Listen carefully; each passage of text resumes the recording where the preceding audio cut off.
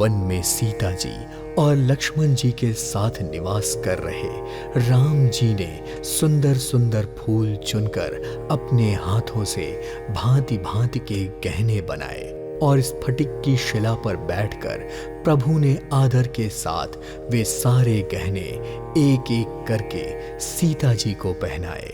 देवराज इंद्र का मूर्ख पुत्र कौवे के रूप धारण करके सीता जी का बल देखना चाहता था और वह मूढ़ मंद बुद्धि सीता जी के चरणों में चोंच मारकर भागा।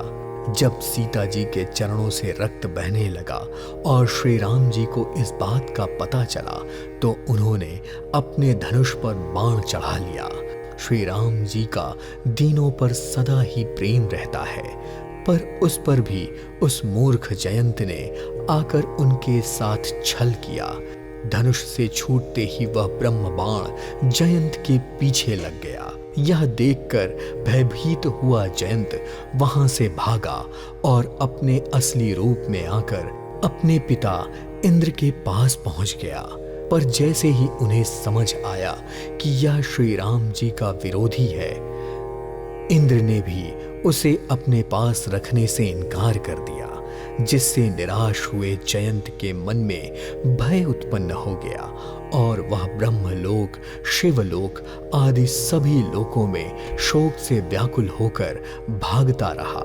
पर रखना तो दूर, किसी ने उसे बैठने तक को नहीं कहा।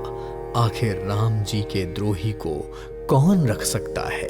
इस समय उसके लिए माता मृत्यु के समान, पिता यमराज के समान और अमृत विष के समान हो गया। मित्र भी उसके साथ शत्रुओं जैसा व्यवहार करने लगे। तभी नारद जी ने जयंत को व्याकुल देखा तो उन्हें उस पर दया आ गई और उन्होंने उसे समझाकर तुरंत श्री राम जी के पास भेज दिया। श्री राम के पास पहुंचते ही जयंत ने उनका पांव पकड़ लिया और गुहार करने लगा, हे शरणागत के हितकारी, मेरी रक्षा कीजिए। आपकी अतुलित प्रभुता को मैं मंद बुद्धि जान ना सका। मैंने अपने किए गए कर्म का फल पा लिया है। मैं आपकी शरण में आया हूं, मेरी रक्षा कीजिए।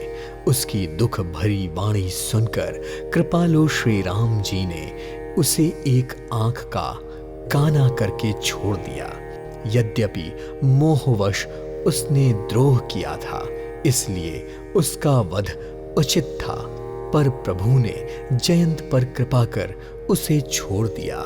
चित्रकूट में रहकर श्री राम ने ऐसे बहुत से चरित्र किए, पर कुछ समय पश्चात उन्हें लगा कि मुझे सब लोग जान गए हैं, इस कारण यहाँ भीड़ होने लगेगी। इसलिए वह सब मुनियों से विदा लेकर सीता जी और लक्ष्मण जी के साथ वहां से चल दिए। अब प्रभु अत्रि मुनि के आश्रम में पहुंचे तो उनके आगमन का समाचार सुनते ही महामुनि हर्षित हो गए और वह उठकर उनसे मिलने के लिए दौड़े। अत्रि मुनि को दौड़कर आता देखकर श्री राम जी शीघ्रता से उनके पास पहुंच गए और उन्होंने दंडवत प्रणाम किया।